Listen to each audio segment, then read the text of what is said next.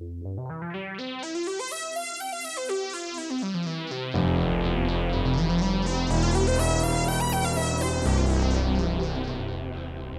and welcome.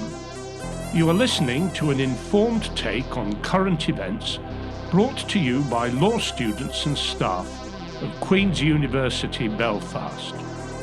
This is LawPod.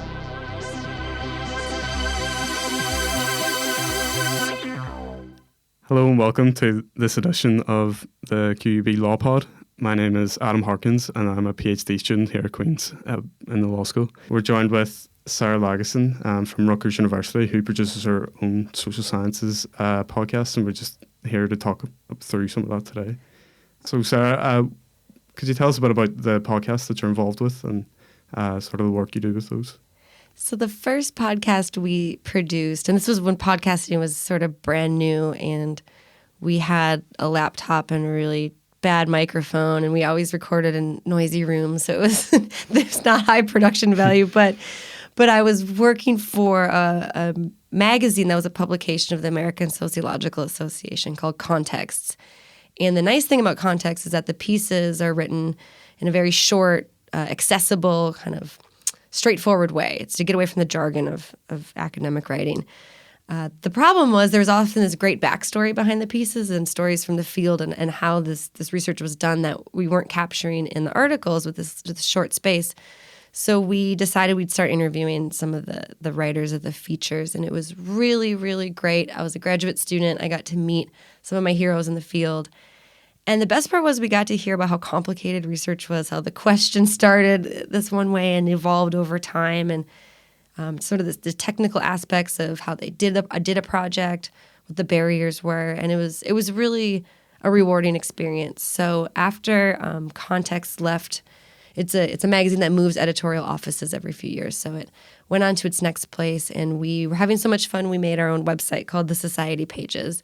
And we had a podcast called Office Hours, and it was the same kind of concept where if we had a guest in town or if someone published a piece that we really liked, we'd call them and we'd do about a 30-minute conversation, just getting the backstory.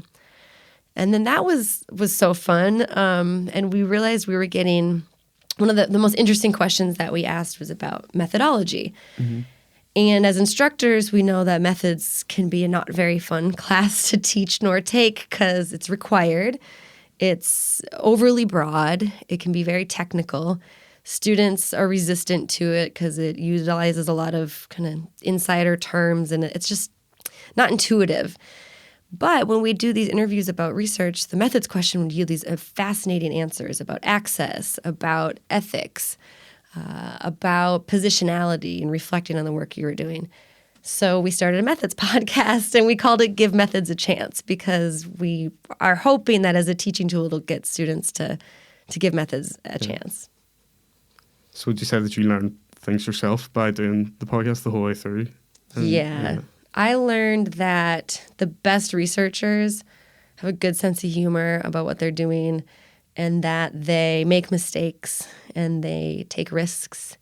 So I think as a graduate student, that was refreshing because when you read a journal article, it looks like it was a pretty smooth project, right? Yeah. And so it definitely dissolved that mythology for me. And I realized that research was this complicated and interesting process that had, was going to have great yield and also a lot of lost time and inefficiency and you'd try things that weren't going to work, but that it was okay. And it would eventually get tied up in this neat bow. So I learned that. And I also learned that as much as I think academics try to hide it, we're pretty excited about the work that we're doing. And so people would get really just kind of they were not only excited, but they were passionate and they really believed in their projects and were sort of taught for some reason to take that out of the way that we write. Yeah.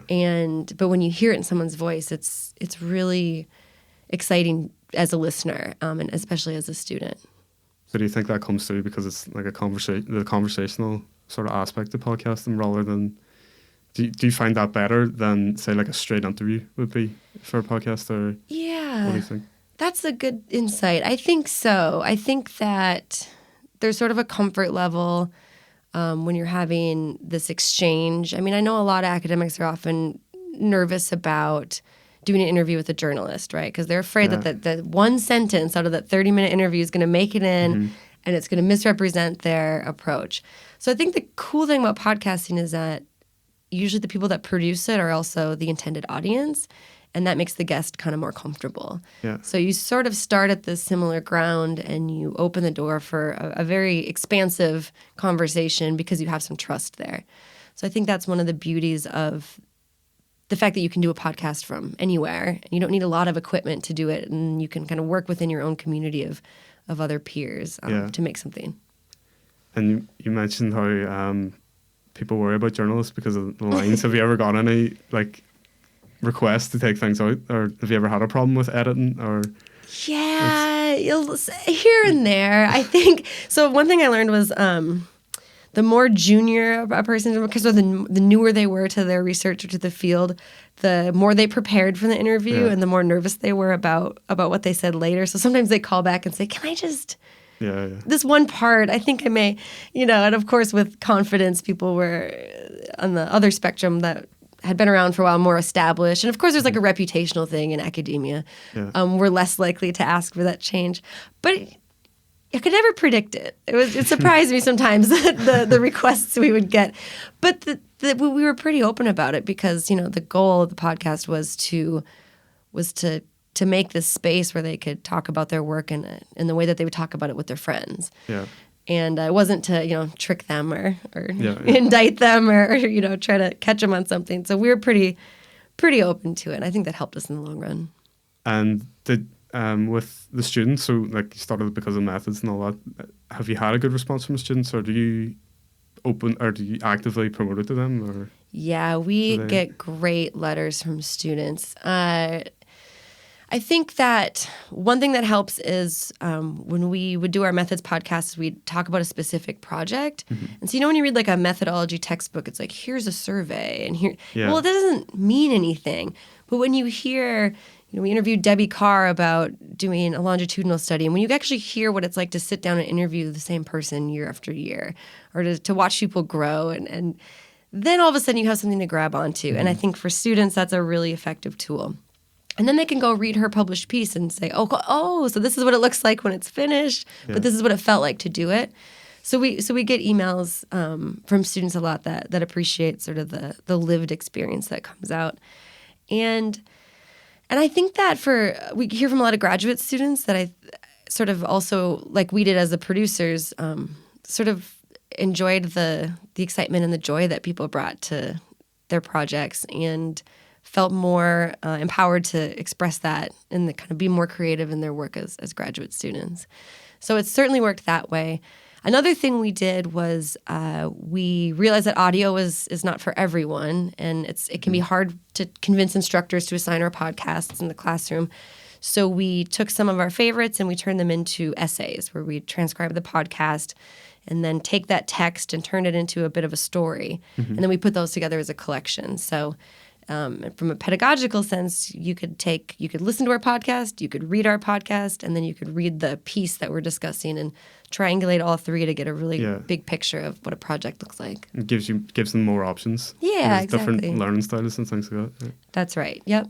And have they ever tried to get involved, or is there an option for them to get involved in the podcast yet? Yeah, we always had this sort of opportunity, especially for graduate students, that if there's someone they really wanted to meet or someone they wanted to interview, but maybe they were a little nervous to send that email, this was a great platform to do it, right? So it's structured. You're inherently complimenting them because they're asking them to be on your podcast.